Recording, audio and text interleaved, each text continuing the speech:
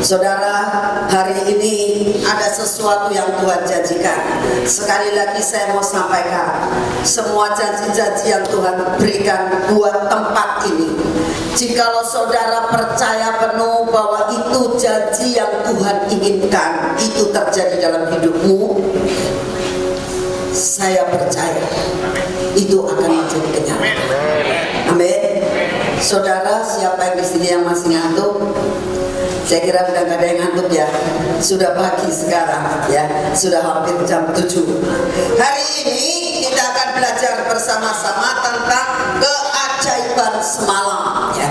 Waktu kemarin di PW berkali-kali saya sampaikan bahwa kita akan masuk dalam doa 24 jam, dan ada sesuatu di mana Tuhan beritahukan kepada saya apa yang harus disampaikan. Waktu Tuhan bicara perkara ini adalah pada saat saya di pesawat, pada saat perjalanan dari Hong Kong menuju ke New York. Saya sedang termenung, saya pengen tidur, tapi rasanya nggak bisa tidur. Pada saat yang seperti itu saya bilang, Tuhan, Kau pasti punya rencana kalau aku nggak bisa tidur. Bicaralah kepadaku apa yang harus aku lakukan dan apa yang Engkau mau beritahukan kepada saya. Inilah masa di mana aku berdua dengan Engkau, Tuhan. Dan saat yang seperti itu, mulai Tuhan banyak berbicara kepada saya. Tuhan katakan, nak, persiapkan buat nanti doa 24 jam. Oh, ya Tuhan. Dan Tuhan kasih suatu tema yang membuat mata saya berbinar-binar, yaitu tentang keajaiban dalam semalam. Saya mau tanya kepada saudara saat ini, yang tidur, yang ngantuk, ayo melek ya. Perhatikan baik-baik, siapa yang rindu mendapatkan suatu keajaiban dalam semalam? Coba angkat tangan. Saudara meresponi akan apa yang Tuhan janjikan? Saudara meresponi? Yuk kita akan belajar sama-sama pada hari ini. Untuk mendapatkan keajaiban dalam semalam, itu ada beberapa poin yang harus kita alami. Ada beberapa poin yang harus kita jalani, dan ada beberapa poin yang harus kita responi.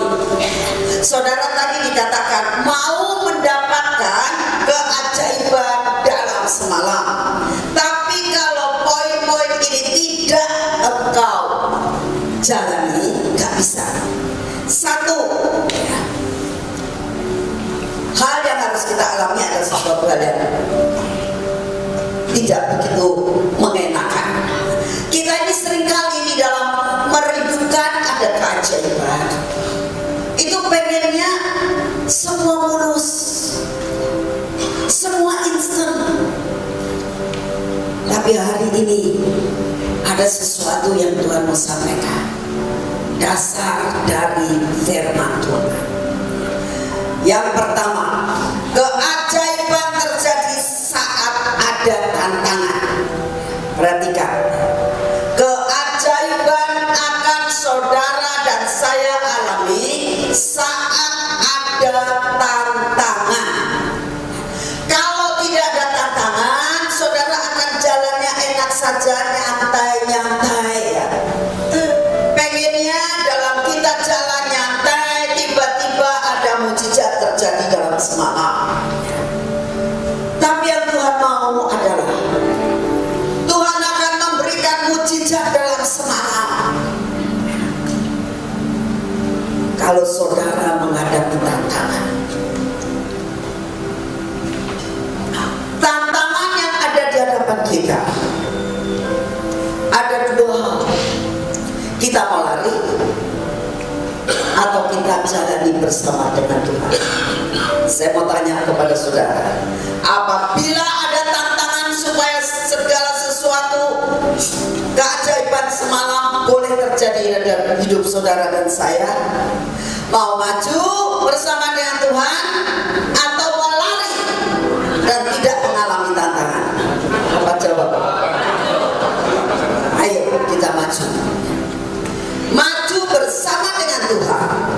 dalam menghadapi tantangan.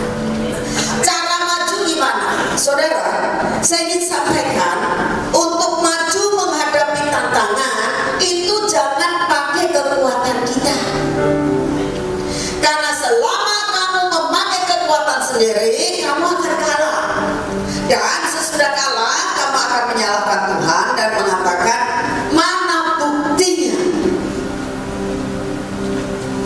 Tetapi kalau di dalam menghadapi suatu tantangan, engkau bersama dengan Tuhan, saya berani katakan dan menjamin 1000% berdasarkan firman Tuhan, kalian akan menang.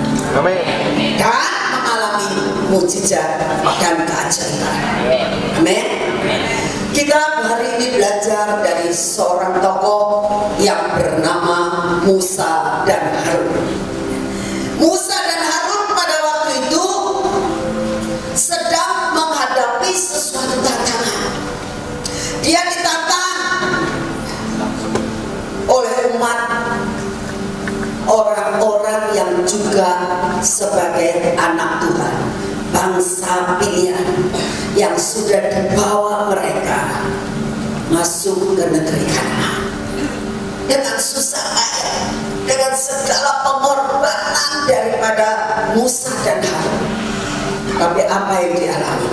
Kita baca di dalam Bilangan 16 ayat 1. Judulnya adalah pemberontakan Korah, Datan dan Abiram. Bilangan 16 ayat 1 mungkin bisa ditayangkan, oke?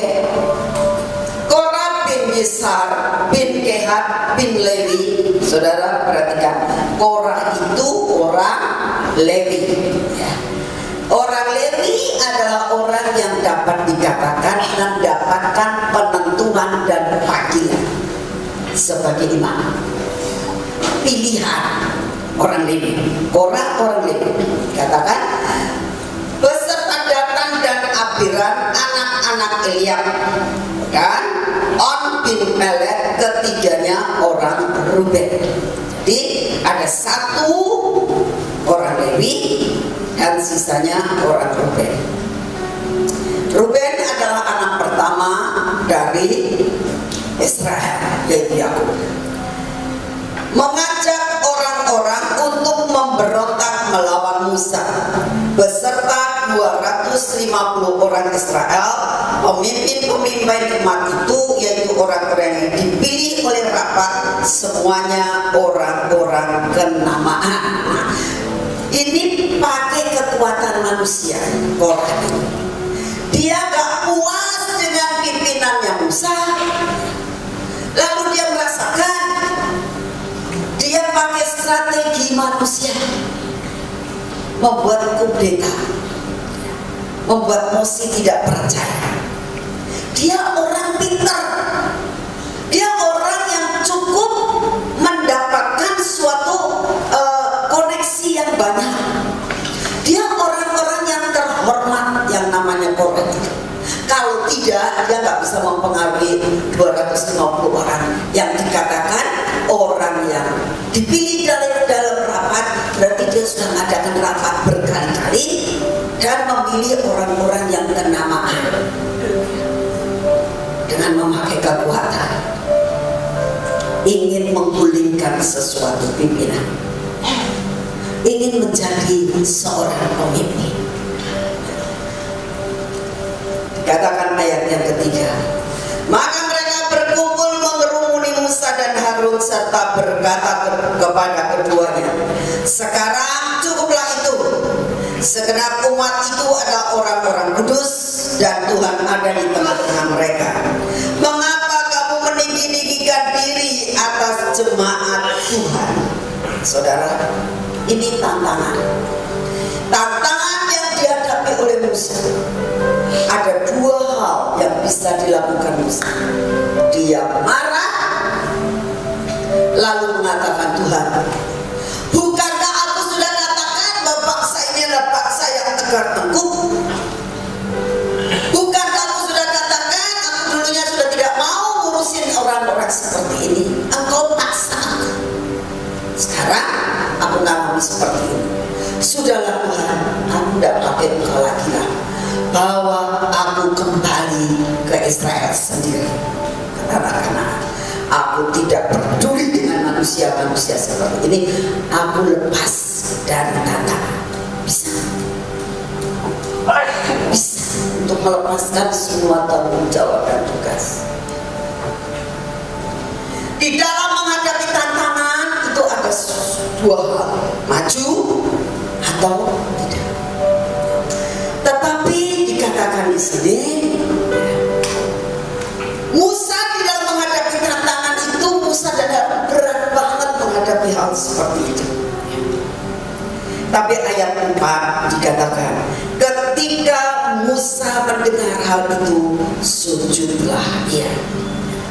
Saudara lihat, saya tadi katakan, mau mendapatkan keajaiban semalam, hadapi tantangan. Tantangan apapun juga yang Tuhan izinkan. Sakit, penyakit, itu tantangan. Masalah ekonomi, itu tantangan. Tapi hari ini ada sesuatu yang Tuhan janjikan, yaitu terobosan ekonomi. Hari ini, nanti terakhir kita akan lakukan suatu tindakan profit.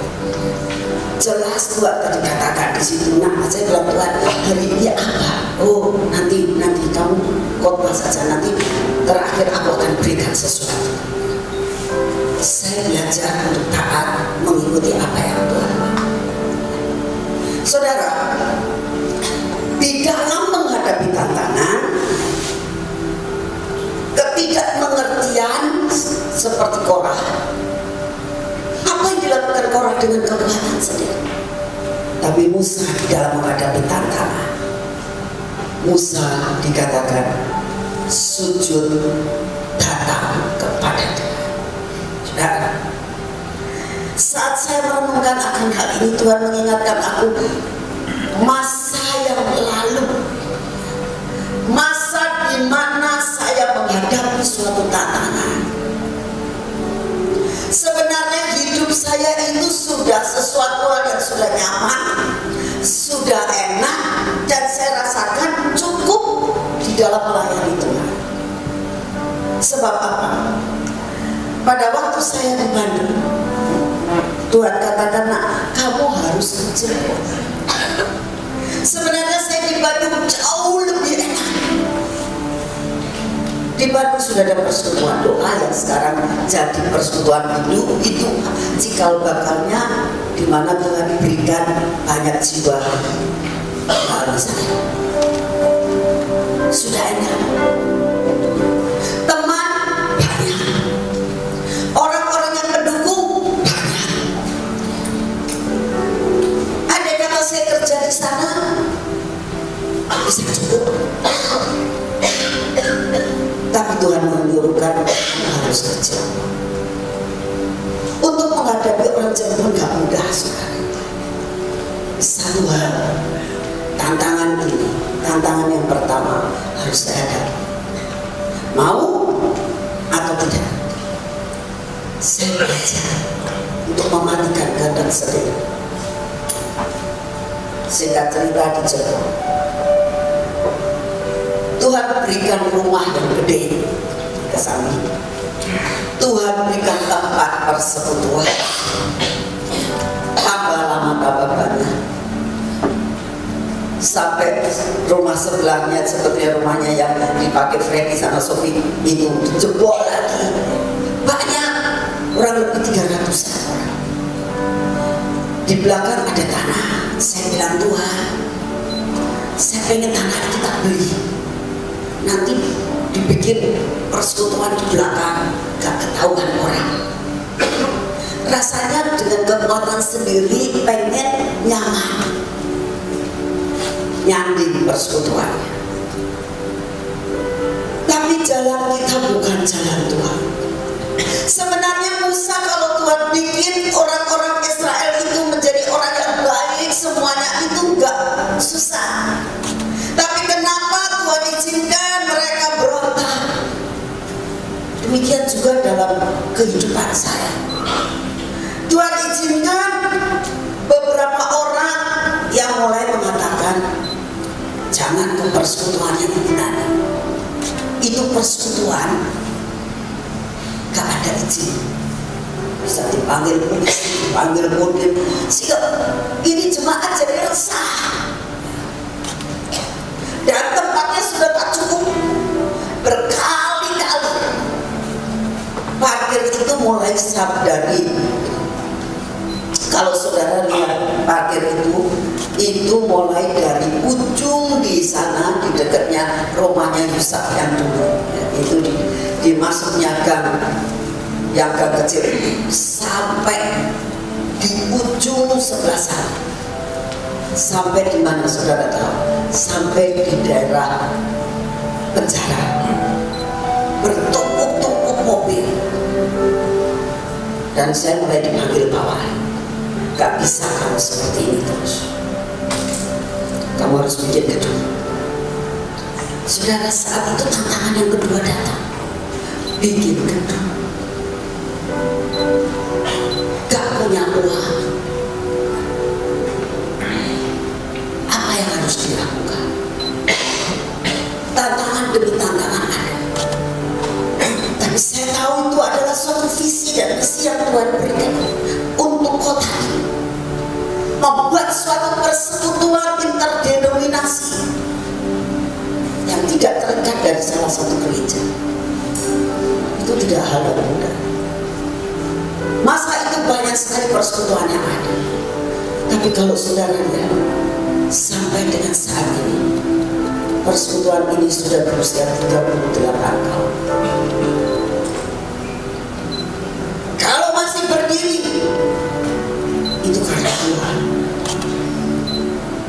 Saudara, tantangan harus ada supaya saudara dan saya bisa menerima keajaiban semalam. Yang dimaksud dengan keajaiban semalam, saudara jangan punya pemikiran pulang dari sini mujizat terjadi. Kalau Tuhan mau, pasti terjadi. Tapi ada perkara-perkara dikatakan 1 hari sama dengan 1000 tahun, 1000 tahun sama dengan 1 hari. Lalu saudara mengatakan, lah percuma. Bukan itu maksudnya. Ada jeda waktu. Ada waktunya Tuhan memberi mujizat langsung, ada waktunya Tuhan membuat mujizat dengan memakai waktu. Waktu Tuhan Yesus melihat pohon ara yang berdaun tapi tidak berbuah, lalu Tuhan katakan, engkau penipu, banyak daunnya, kamu tidak berbuah, jangan berbuah lagi. Apa saat itu mati? Enggak. Lalu Tuhan Yesus berjalan ke satu kota. Besoknya waktu Yesus kembali, muridnya ngomong, Tuhan, tuh pohon ara yang kamu kutuk mati sekarang. Ya, ada waktu. Bukan saat Tuhan mengatakan langsung dia mati. Tunggu waktu semalam. Besoknya baru muncul mujizat. Amin. Ini yang dinamakan 1000 tahun sama dengan 1 hari, 1 hari sama dengan 1000 tahun. Artinya waktu di tangan Tuhan. Catat baik-baik. Mujizat terjadi waktu di tangan Tuhan. Kembali yang saya alami. Tantangan ada. Saya bersyukur dengan saudara-saudara yang sampai sekarang masih setia. Pak Gideon, Ibu Ina, Pak Budi, itu orang-orang lama yang sampai sekarang masih setia. Lalu ditambah lagi dengan Mpek dan Afi, ditambah lagi dengan Jajak dan Kuatlan, ditambah lagi dengan orang-orang yang mau mendukung. Itu yang membuat saya kuat. Saya tidak bisa sendiri. Saya datang kepada Tuhan, Tuhan apa yang harus dilakukan? Sujud dan berdoa. Dan mulai Tuhan buat jalan. Mulai Tuhan buat jalan sampai mendapatkan tanah di tempat ini. dan mujizat terjadi. Saudara tahu, Jalan Sudarsono itu tidak sebesar ini, kecil waktu itu. Tapi begitu tanah ini dibeli, tiba-tiba jalan diperlebar. Kenapa bisa begitu? Itulah dulu. Waktu itu gak ada jalan, saudara. Karena di depannya masih ada tanah lagi, tanah pemerintah punyanya orang. Saya bilang, Tuhan, ini gak ada jalannya. Jalan adanya di Jalan Sudarsono, Jalan Setiabudi. Tuhan buat jalan sampai bisa beli tanah dan bisa dibuka sampai sekarang menjadi jalan besar Sudarsono. Kenapa bisa begitu? Karena berani menghadapi tantangan yang ada di hadapan. Mujizat bisa terjadi. Saudara, kalau tidak ada tantangan dan saya lari dari kenyataan, saudara nggak bisa tempat ini ada. Setiap kali saya masuk tempat ini, saya katakan, keajaibanmu tidak bisa bayar dengan apapun juga. Saya tidak bisa mengatakan bahwa engkau tidak ada. Saya tidak bisa mengatakan bahwa engkau Allah yang tidak membuat mujizat. Saya percaya seperti pujian tadi saya sampaikan. Waktu pujian tadi mengatakan, I believe God. Apa tadi? Ya, make a miracle. Itu ada memang. Karena dia ada. Dia yang membuat yang tidak ada menjadi ada. Sampai semua sonsisi bisa dipenuhi. Sampai semua anak-anak yang dulunya gak punya apa-apa, sampai semua alat musik bisa Tuhan berikan. Kalau ada alat musik gak ada pemainnya juga gak bisa, Tuhan kirimkan semua orang-orang yang benar-benar setia.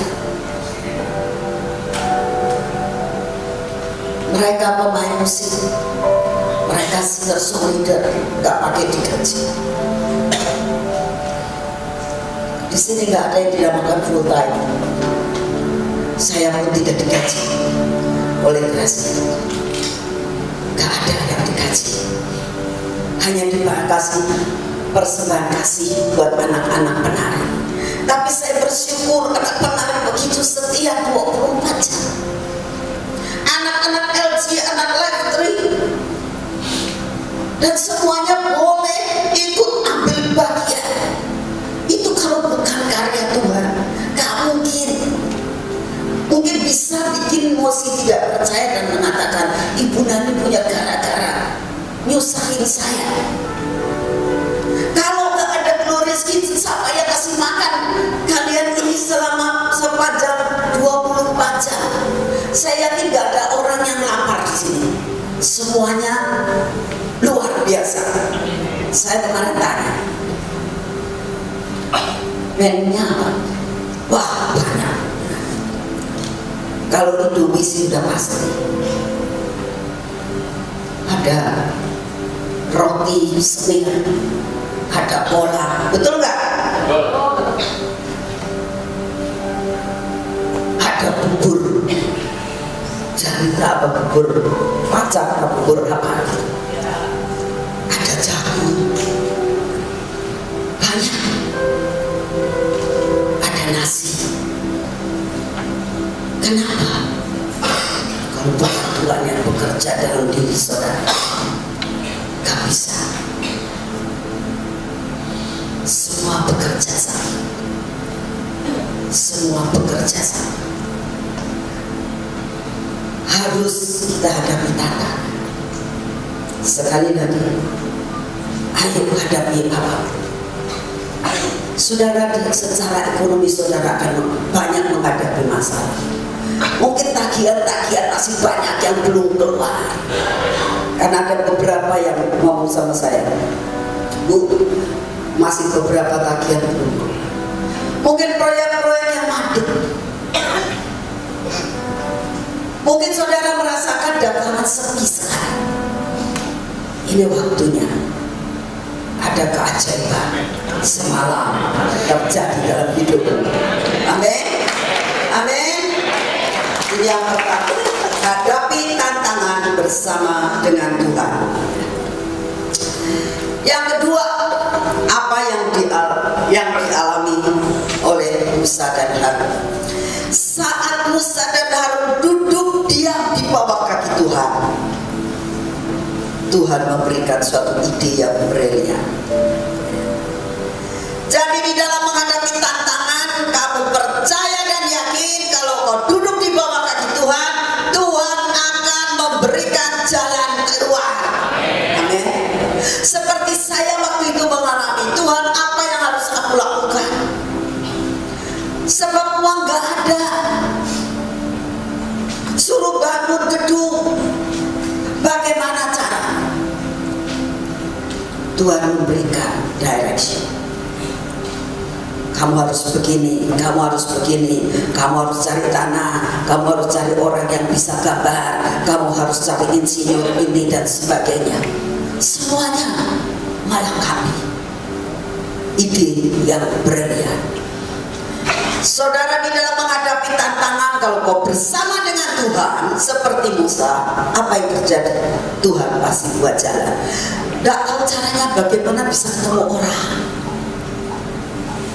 Seperti klip yang ditayangkan tadi, anak kecil ini gak ngerti kalau mujizat itu gak bisa dibeli. Tapi dengan kepolosannya dia berpikir mujizat adalah suatu obat. Dia dan berpikir bisa supaya untuk mendapatkan obat harus pergi yang dinamakan apotek. Dengan iman saja dia bilang saya mau beli mujizat. Dia lakukan dengan ketidakpengertian. Tapi ada divine connection. Kok bisa dokter yang dikatakan dokter bedah otak itu bisa pas datang mengunjungi kakaknya, lagi ngobrol dan Tuhan buat mujizat. Kalian percaya bersama dengan Tuhan divine connection akan terjadi atas hidup. Apa yang tidak pernah kamu pikirkan, itu yang Tuhan berikan. Percaya ini terjadi. Amin. Yang kedua, Tuhan akan memberikan jalan keluar. Bilangan 17 ayat yang pertama, Tuhan berfirman kepada Musa, katakanlah kepada orang Israel, suruhlah mereka memberikan kepadamu satu tongkat untuk setiap suku. Semua pemimpin mereka harus memberikannya, suku demi suku, seluruhnya 12 tongkat. Lalu tuliskanlah nama setiap pemimpin pada tongkatnya. Pada tongkat Lewi harus kau tuliskan nama Harun. Lewi tidak dituliskan nama Korah. Korah juga keturunan Lewi. Tapi ada pesan Tuhan yang khusus untuk tongkat Lewi, harus kau tuliskan nama Harun. Saudara, saya ingin sampaikan, saudara dan saya adalah orang pilihan. Tapi orang pilihan belum tentu terpilih. Jadi hati-hati. Korah orang Lewi, orang pilihan Tuhan. Tapi Korah tidak dipilih. Di antara semua yang dipilih ada yang terpilih. Hati-hati. Jadilah orang yang dipilih dan terpilih. Lalu diteruskan, bagi setiap kepala suku harus ada satu tongkat. Kemudian haruslah kau letakkan semua itu di dalam kemah pertemuan di hadapan tabut hukum, tempat aku biasa bertemu dengan kamu. Dan orang yang kupilih tongkatnya, orang itulah akan bertunas. Demikian aku hendak meredakan sungut-sungut yang diucapkan mereka kepadamu, sehingga tidak usah mendengar lagi. Setelah Musa berbicara kepada orang Israel, maka semua pemimpin mereka memberikan kepadanya 1 tongkat dari setiap pemimpin menurut suku-suku mereka, 12 tongkat, dan tongkat Harun ada di antara tongkat-tongkat itu. Saudara, saat Musa sudah mendapatkan direction, Musa mengerti, oh ini yang harus aku lakukan, lalu dia kumpulkan semuanya. Ada Datan, ada Abiram, ada Korah. Lalu mengatakan begini, nih ya, ada firman Tuhan, kamu ambil tongkat satu-satu dari setiap suku, 2 tongkat masing-masing. Saya yakin setiap orang punya pikiran, bagaimana caranya tongkat itu dikatakan nanti bisa bertunas dalam semalam. Mereka pasti cari bagaimana caranya. Dia akan cari mungkin batang pohon yang akan dipotong kira-kiranya yang sudah mau bertunas. Dia cari sedemikian rupa dengan usaha, termasuk Harun ambil 1 tongkat yang Tuhan mau. Saudara, ini satu pelajaran dalam hidup saudara. Kalau saudara itu mendapatkan sesuatu proyek, misalnya, kalau saudara misalnya dalam hari ini sakit misalnya, jalani saja. Nanti Tuhan akan buka jalan. Contoh, hari ini Pak Sinardi tidak ada, betul? Tiba-tiba Pak Sinardi itu kemarin siang dia ngomong begini, Bu, saya ke Bandung. Kenapa Pak? Vivi jatuh di kamar mandi dan tangannya nggak bisa bergerak. Waduh, saya bilang, kok ada-ada saja ya. Lalu saya bisa mengerti kata Pak Sinardi, dia sudah betul direksinya. Saya berdoa, saya mantap, saya bawa ke Bandung. Sudah betul kan, akhirnya bawa ke Bandung di Halmahera. Di dalam perjalanan ada ketakutan dalam hidup, terutama Vivi sangat takut kalau ketemu dokter ya. Lalu dia telepon saya, Bu, kalau nanti lah yang belum kok, kalau nanti ketakutan sih, Bu, kalau nanti ternyata patah, lalu lebih baik digigit atau dioperasi, kata dia. Tolong Bu doakan, tanyakan Tuhan biar saya tidak salah. Saudara, apa yang dikatakan itu tidak salah. Terus saya jawab, Pak, Bapak ada di mana sekarang? Saya lagi di jalan. Sudah ketemu dokter belum? Belum Pak. Tindakan pertama Bapak ketemu dokter dulu, sambil berdoa supaya ketemu dengan dokter yang pintar, yang pas di hatinya Tuhan. Itu doanya, yuk kita doa. Sesudah itu pasti akan diarahkan. Dokter itu tidak mungkin meriksa terus sama, oh ini patah, oh ini begini. Kan mesti dironsen dulu Pak, dipotret, jalani dulu. Nah, nanti sesudah dipotret hasilnya apa, kata dokter apa, nah bapaknya telepon saya, nanti kita doa lagi. Oh gitu ya? Iya. Tenang Pak, percaya. Bersama dengan Tuhan ada divine connection. Hatinya tenang. Ya. Berjalanlah. Saya tunggu, saya mau tidur sebenarnya pada siang itu mau tidur. Sampai tak melek-melekan, HP tak nyalain sampai soundnya tak gedein. Ya siapa tahu nanti dia telepon saya nggak dengar ya. Sedang mereka dalam keadaan yang cukup perlu pengarahan. Kok gak telepon? Ternyata WA dia ngomong begini, Bu, puji Tuhan, nggak patah kok, cuma retak dikit. Lalu dokternya ngomong ini tidak perlu dioperasi, digips saja, nanti juga sembuh. Puji Tuhan ya. Ini contoh di dalam menghadapi tantangan di dalam menghadapi persoalan yang kamu, saudara dan saya hadapi. Baik menghadapi proyek pekerjaan, baik menghadapi orang yang mau deal sama kita, dilayani saja. Nanti di dalam perjalanan kita yang ngobrol, Tuhan pasti buka jalan-jalan tertentu. Nah, ini yang dinamakan harus bawa tongkat. Saya yakin yang lain-lain caranya macam-macam untuk menyerahkan tongkatnya, tapi Harun tahu, aku mau berjalan bersama dengan Tuhan. Dia ambil kayu yang Tuhan mau dalam ketepatan, lalu semua diserahkan kepada Musa.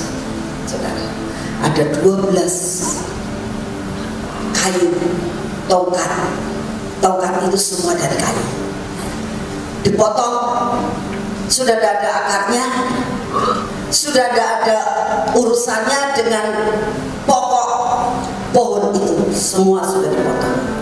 Tidak ada yang bagus, ada yang jelek ya. Tapi Musa katakan, setiap suku tulis namanya. Jadi tongkatnya terpilih kan? Ya kan? Ada 12 sih. Lalu apa yang dilakukan? Tuhan katakan begini. Lalu Musa, ayat yang ke-7, meletakkan tongkat-tongkat itu di hadapan Tuhan dalam kemah hukum Allah. Ayat 8. Ketika Musa keesokan harinya, dalam semalam ya, tongkat yang sudah tidak ada akarnya, kayu yang sudah tidak ada hubungannya dengan pokok pohon, ketika dimasukkan di dalam kemah hukum itu, dikatakan, maka tampaklah tongkat Harun dan dari keturunan Lewi telah bertunas, mengeluarkan kuntum, mengembangkan bunga, dan berbuahkan buah badang. Saudara, dalam semalam terjadi perkara yang ajaib. Bertunas, dikatakan kuntum itu bunga yang belum mekar, ada tunasnya. Kalau ada tunas itu pasti ada daunnya dulu, ada kuntumnya, ada bunganya, ada buahnya dalam semalam.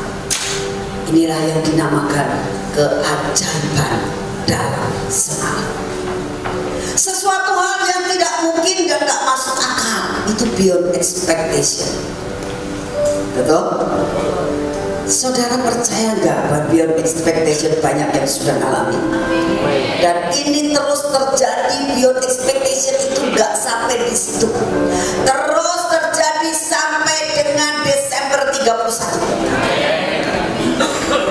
Akan terjadi terus menerus, dan itu akan menjadi milik saudara. Nah, sekarang kita akan berbicara tentang kriteria daripada tongkat yang dipilih. Tongkatnya semua kan ada 12, ya kan? Kenapa tongkatnya Harun yang dipilih? Kenapa? Ada kriterianya. Walaupun kau punya tongkat kayak apa bagusnya, sudah masuk di dalam kemah, tapi ternyata gak berbuah, termasuk golongan 11 tongkat. Saya berdoa yang ada di tempat ini adalah menjadi golongan satu tongkatnya Harun. Amin. Satu tongkatnya Harun. Ya. Kriterianya kita baca di dalam Roma 8 ayat yang ke-30. Ini kriterianya tongkat yang bisa bertunas, punya kuntum, berbunga, dan berbuah.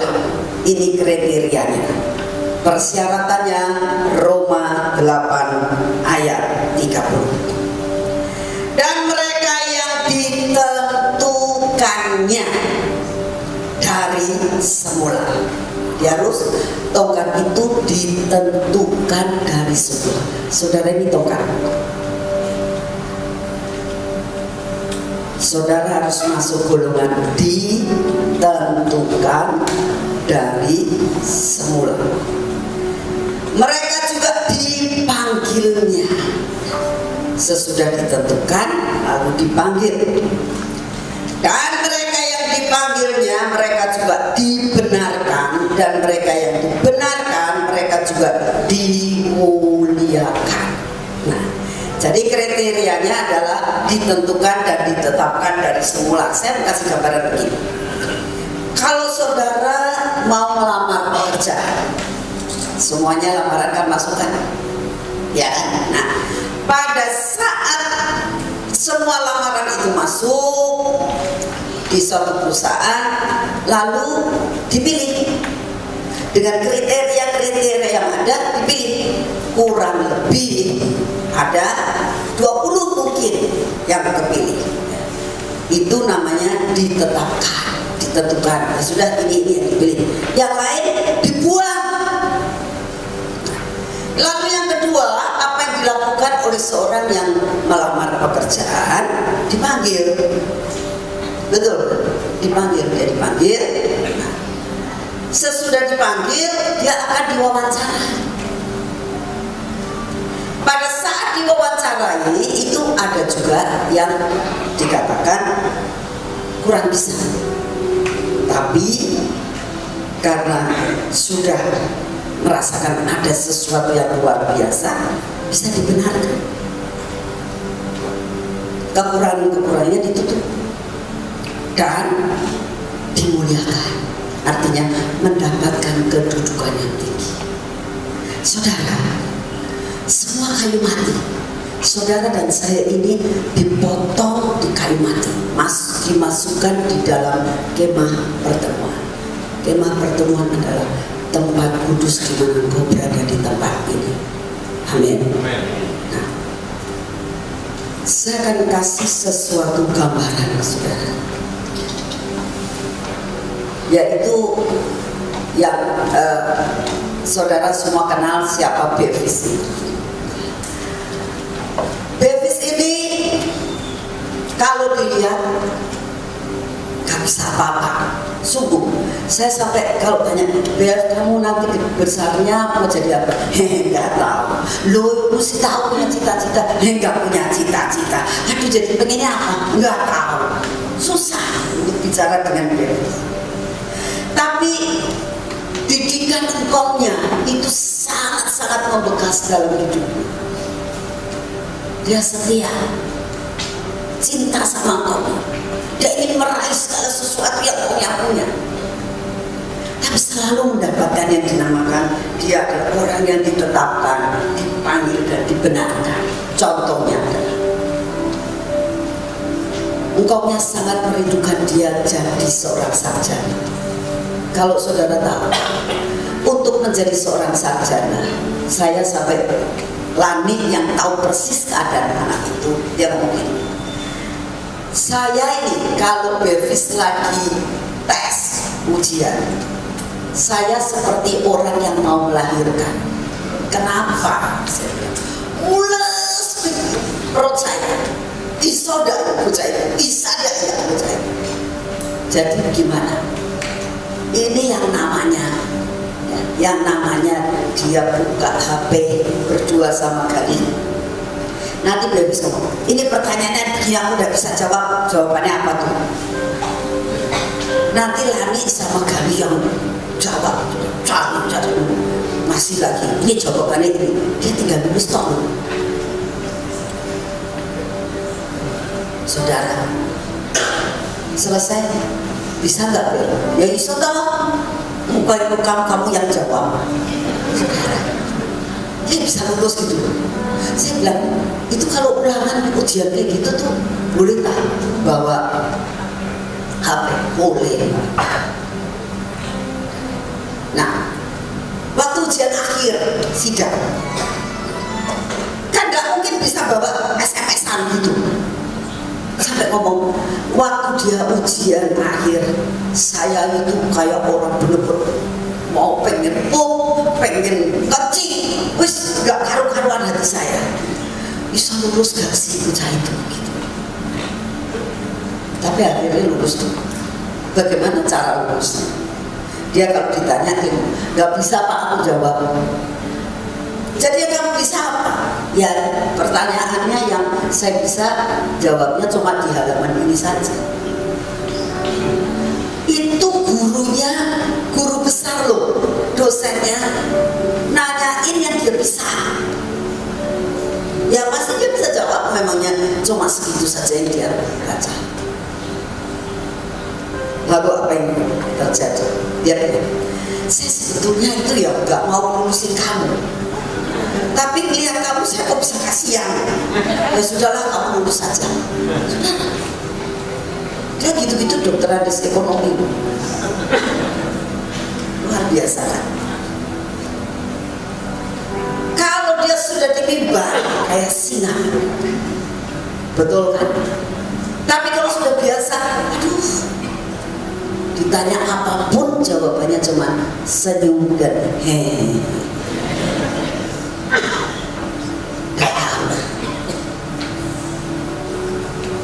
Tapi saat roh Tuhan bekerja, dia bisa dibenarkan, bahkan dimuliakan.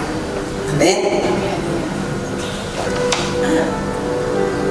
Sebab dikatakan Harun itu suku Lewi, betul?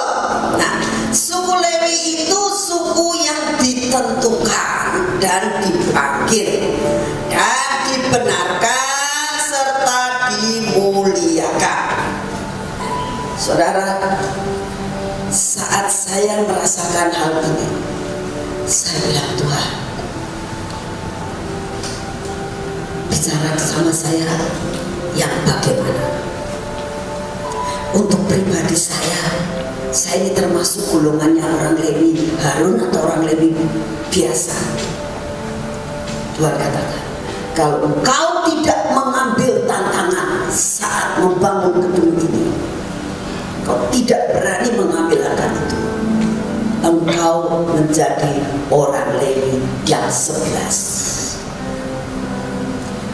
Karena engkau mau mengambil tantangan ini, sekalipun itu tidak ada urusan dengan kamu. Saudara, ngurusin Gracia gak ada urusannya sama saya, tapi saya tahu ini urusannya Tuhan. Saya tahu itu semua urusannya Tuhan. Mumet ya mumet. Kalau ada sesuatu limpahnya ke saya. Saya bersyukur sekarang. Kalau gak sampai kepepet sekali, suara Gracia dan juga sekolahan gak ganggu saya lagi saat ini. Kalau sudah sampai kepepet, baru sadar, aduh gak punya duit. Selama masih bisa terus berusaha, saya bersyukur meringankan beban. Tapi satu perkara, Tuhan, kalau kau tidak berani mengambil langkah ini, kau tidak mencapai destiny. Saudara, ini suatu tantangan, sesuatu yang harus dipilih. Hadapi semua tantangan sampai garis akhir. Jangan mundur. Amin. Jangan mundur.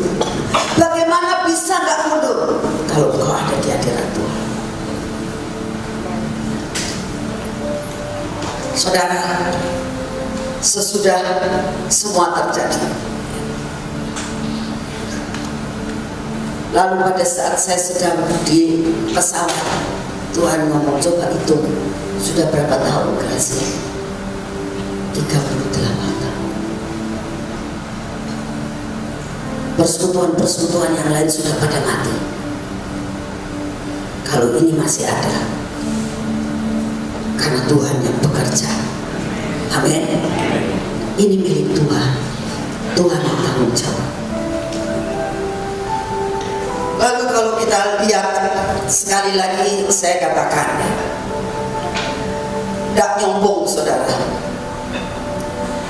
doa 24 jam yang diadakan ini baru 3 kali kan, Januari, Februari, Maret kan, 4 kali ini April ya.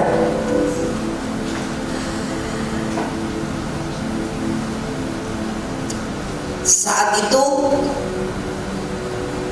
kami sedang berdoa, hamba Tuhan. Mereka mengadakan doa 24 jam dengan versi yang berbeda-beda. Tiba-tiba saat berdoa itu Ibu Iin dapat sesuatu. Itu bukan saya nggak pernah promosi tentang doa 24 jam. Orang lain yang selalu mempromosikan. Lalu tiba-tiba Ibu Iin dapat firman, katakan begini, tidak ada yang bisa mencapai yang Tuhan mau kecuali Sion. Sion dikatakan bisa mencapai apa yang Tuhan mau. Beri kemuliaan buat Tuhan. Tapi kalau misalnya kalian ini tidak mau datang, ya nggak mencapai. Jadi harus ada kerjasama antara pemimpin dan saudara semuanya. Ada yang namanya submit, ada yang namanya taat, dan ada yang namanya nurut. Itu yang membuat Tuhan suka. Sampai yang dinamakan terjadi sesuatu yang dikatakan tepat seperti yang Tuhan mau. Kenapa bisa tepat seperti yang Tuhan mau? Saat dapat perintah 24 jam, saya gak mau melakukan dengan kekuatan sendiri. Saya datang kepada Tuhan, saya tanya Tuhan, doa yang 24 jam itu yang Engkau mau kayak apa? Ada yang doa masing-masing di rumahnya, ada yang doanya 3 jam sekali datang ke gereja atau ke persekutuan, 3 jam nanti ganti, ya seperti di ruang doa yang ada di sekolah itu. Saya ketemu dengan seorang dan mengatakan begini, Bu, kita itu sudah lama bikin doa, menara doa itu. Kan sekarang Eklesia dapat tugas doa 24 jam. Ngapain diadakannya di sini? Siapa yang mau datang? Diadakan aja di ruang doa sana, dikasih jam, waktu-waktu doa 24 jam. Saya bilang, Tuhan rasanya nggak seperti itu loh maunya. Kalau seperti itu sudah dilakukan, jadi seperti apa yang Tuhan mau? Lagi tanya Tuhan, saya mau apa yang Tuhan mau, bukannya apa yang saya mau. Saudara, untuk doa 24 jam apa ya gak berat? Cukup berat. Tapi saya bersyukur saudara bisa bertahan sampai sudah 13 jam, hampir 14 jam sekarang. Siapa yang memberi kekuatan? Itu termasuk mujizat. Amin. Jadi saya rasakan harus punya pola yang dari Tuhan. Saat itu kita pertama kali, lalu yang paling berteriak adalah Live 3 dan pokoknya pemain musik Live 3, LG ya, sama pemain musik umum. Gak kuat kalau begini, suaranya habis. Saya terus ngomong apa? Harus bisa. Saya datang kepada Tuhan. Tuhan, jadi gimana ini anak-anak musiknya wis teriak-teriak? Apa yang harus? Oh, kamu harus bikinnya seperti ini. Kamu ajak gereja-gereja yang lain. Kamu isi dengan seperti ini, isi dengan ini, isi dengan kesaksian, isi juga dengan film, isi dengan semuanya orang tidak usah harus pujian, siar dengan firman. Oh iya ngerti. Dilakukan seperti hari ini. Masih ada 10 jam lagi. Amin. Masih tetap kuat. Lalu Ibu Iin mendapatkan sesuatu. Semua kalian ini tidak mendapatkan hadiah, hanya Sion yang dapat hadiah. Luar biasa. Sampai Tuhan ngomong begitu. Sekarang Nani harus di tengah. Saya di tengah, dikelilingi sama Tuhan. Angkat tangan karena mau mendapatkan sesuatu. Saya katakan, Tuhan ini kasihnya apa sih?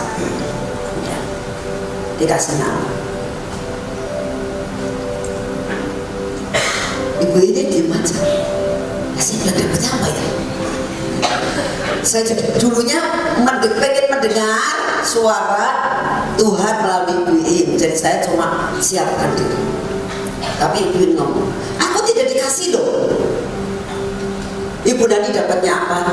Doa sekarang, kita dukung semuanya. Ibu Nani dapatnya apa? Saya konsentrasi Tuhan. Ini Sion mau dapat apa nih? Hadiah apa yang daripadamu dengan doa 24 jam? Tiba-tiba saudara, ada suatu penglihatan, ada satu kunci. Kuncinya itu seperti kalau saudara pergi ke hotel-hotel itu kan ada kunci kamar. Seperti itu, jadi bukan kunci seperti kunci, tapi ya seperti kunci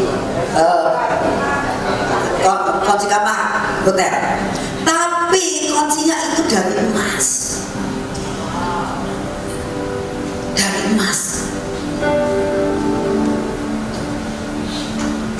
Lalu di situ dikatakan Master Key.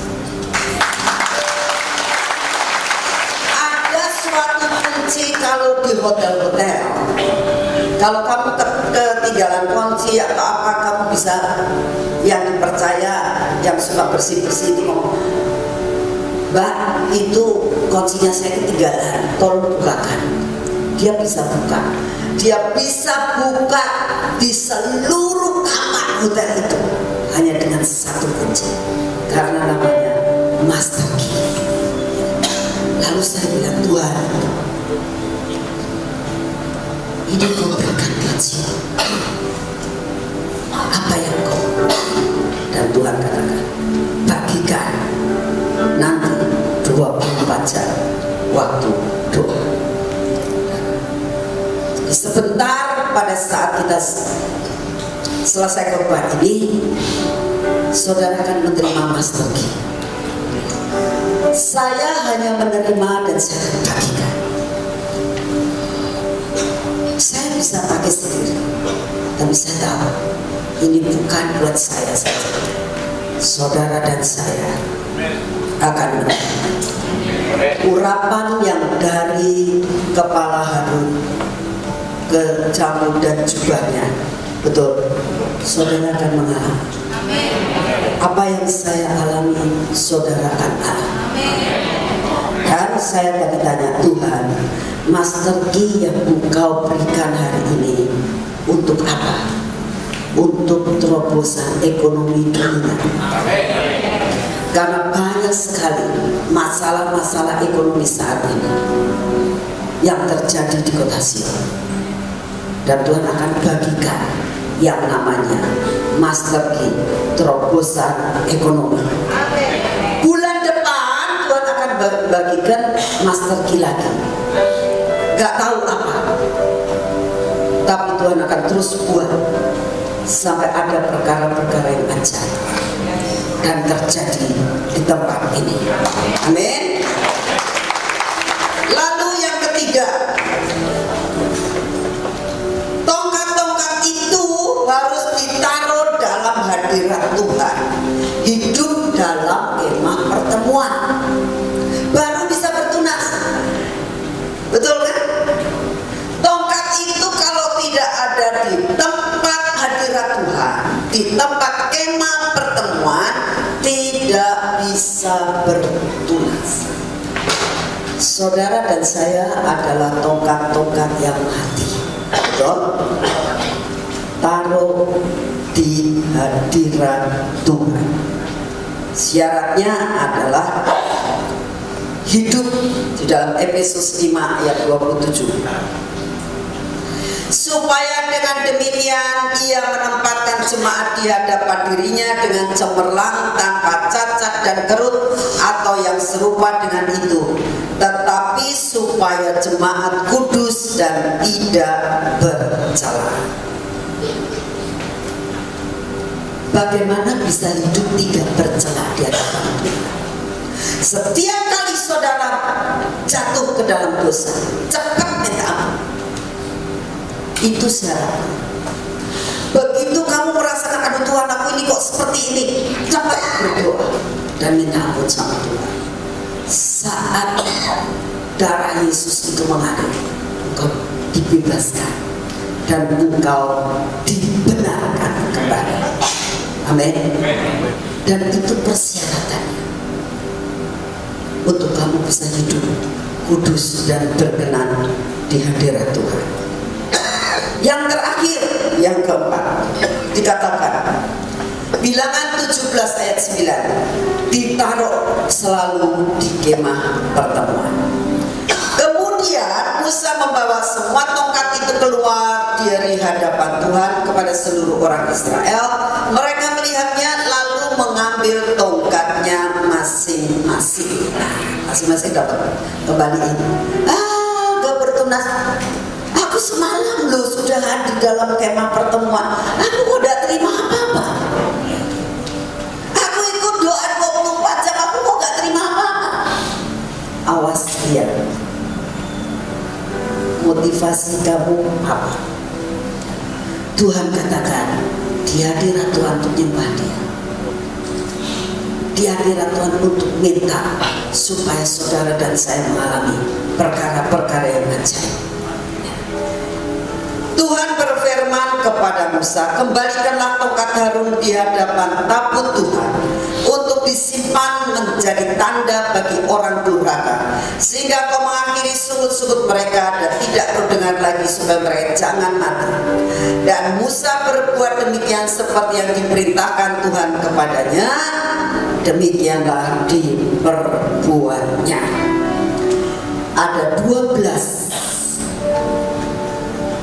yang 11 dibuang akhirnya. Ya buat apa? Tapi yang satu yang tunas, berkuncup, berbunga dan berbuah, dia ditaruh kembali di hadirat Tuhan dan selamanya ada di hadapan tabut Tuhan. Saudara, ini yang Tuhan mau. Jadi orang yang dipilih, ditentukan, dipanggil, dibenarkan, dan dimuliakan. Amin. Sekarang bicara tentang buah badan. Saudara, apa yang dinamakan dengan bunga badan? Bunga badan saya lihat di Google dikatakan yaitu pohon yang selalu berbunga setelah musim dingin. Dia adalah pohon yang selalu bertunas pada awal daripada segala-galanya. Itu pohon badan. Bicara tentang apa yang Tuhan mau jadi berkat untuk orang lain. Bagaimana cara jadi berkat untuk orang lain? Caranya tidak usah dikomandoin, tapi belajar lebih dahulu bertindak. Lebih dahulu bertindak sebelum orang lain bertindak.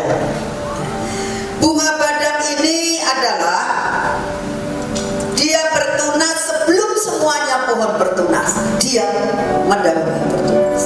Nah, ini pelajaran adalah belajar untuk mendahului pada saat semua belum melakukan.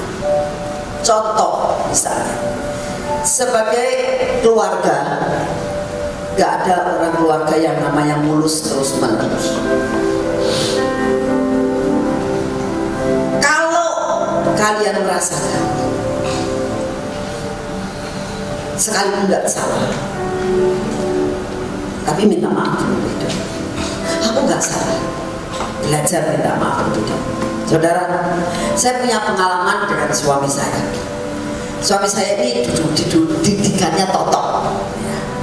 Orang totok itu susah minta maaf, susah sekali. Terutama kalau sama istrinya tuh susah untuk dia itu mau merendahkan diri. Tapi karena bergaul dengan saya, begitu menikah, saya tahu saya nggak salah, dia yang salah. Saya tahu. Oh, saya bilang, sudah saya minta maaf. Walaupun saya nggak salah. Setiap kali saya selalu kalau saya ada sedikit selisih paham, yang sebetulnya saya tidak salah, saya lebih benar dari dia. Tapi saya belajar. Sorry, saya minta maaf. Dengan setiap kali saya itu melakukan hal itu transfer, mengakibatkan dalam ya kurang lebih 2-3 tahun pernikahan saya, dia selalu minta maaf dulu. Dalam hati saya, kata saya, oh transfer ini. Begitu juga dalam kehidupan saudara, belajar untuk mendahului dalam menolong juga.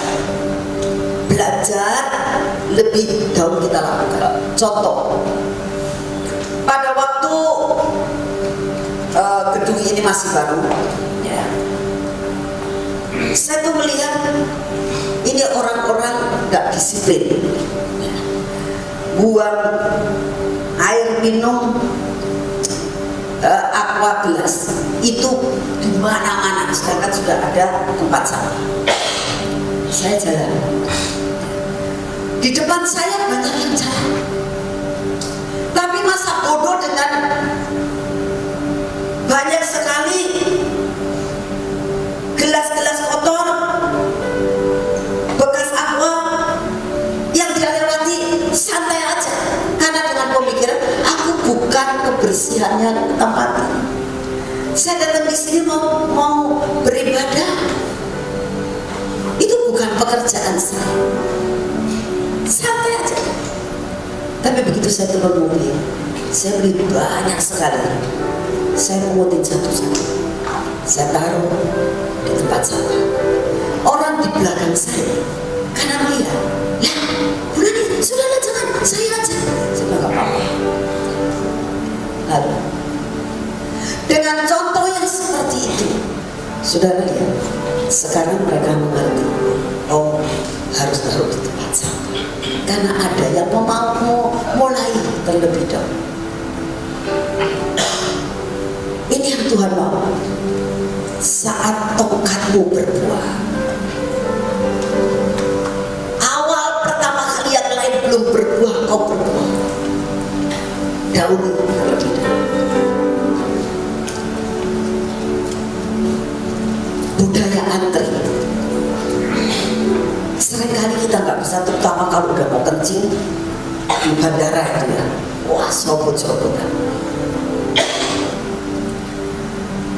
Tapi kalau kita, ibu udah kebelet, ibu duluan, malu orangnya jadinya. Oh enggak bu, enggak bu. Kalau kita bisa mendahului akan semuanya itu, itulah yang namanya buah bada yang bisa dinikmati oleh orang lain. Tongkatmu tidak berbuah yang lain, tongkatmu berbuah buah pada. Ayo, mulai dulu dalam segala sesuatu. Nanti yang lain akan mengikuti,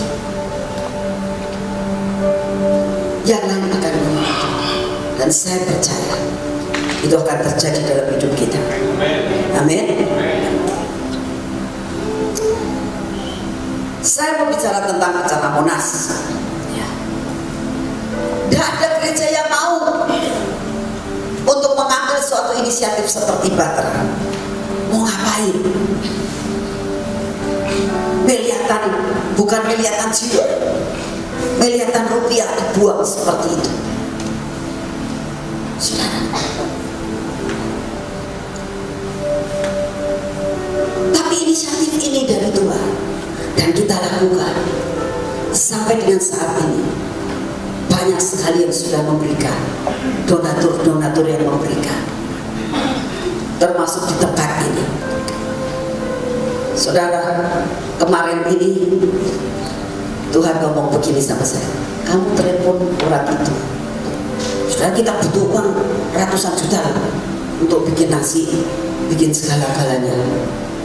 Saya bilang, Tuhan, ini uangnya cukup kan? Saya bilang, kamu telepon orang ini, WA.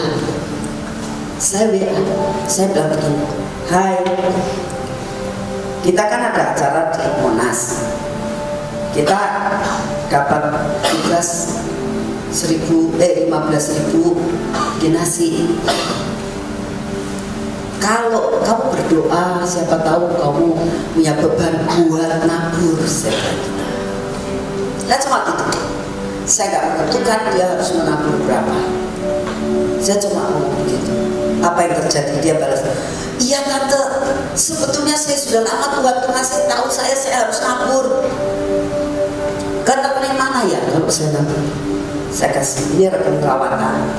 Kalau kamu nabur, saya nggak pernah nyangka dia naburnya sebesar itu. Tapi bukti transfer diberikan. Tante, saya transfer 100 juta. Saya nggak pakai kerja nih. Siapa yang membayari saya sehari dengan BA sekali terus saya dapat uang 100 juta? Nggak ada orang yang membayar saya. Bapak ini Bunani nggak kerja apa-apa dikasih 100 juta.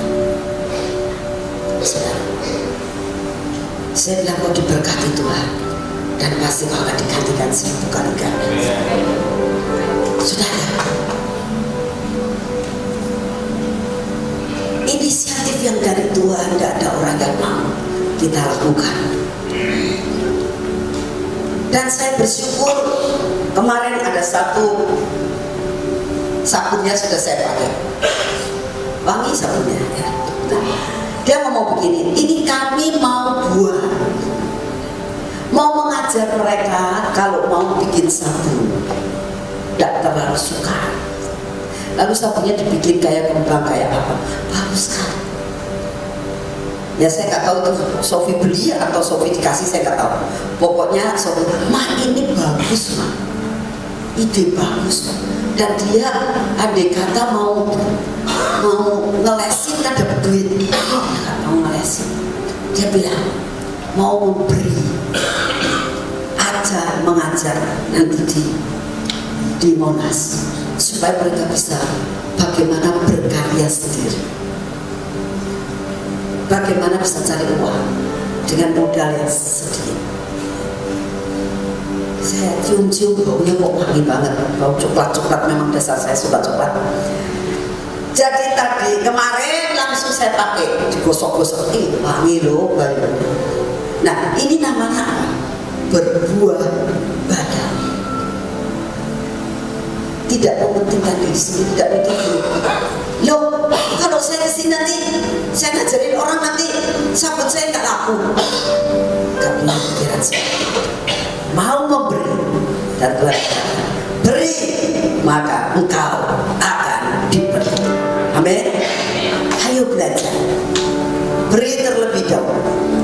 Kau punya berbuah badan, buah yang berbunga yang paling awal dari segala buah. Dan itu yang Tuhan mau terjadi dalam hidup saudara. Mari kita sekarang berdoa. Kita akan nyanyikan nyanyian tadi, I believe miracle, dan Tuhan God tadi yang tadi dinyanyikan. Semua maju ke depan, terima kunci.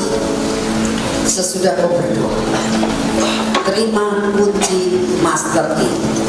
Master key ini bukan untuk kesembuhan ya. Master key ini bukan untuk kesembuhan. Master key ini diberikan untuk terobosan ekonomi.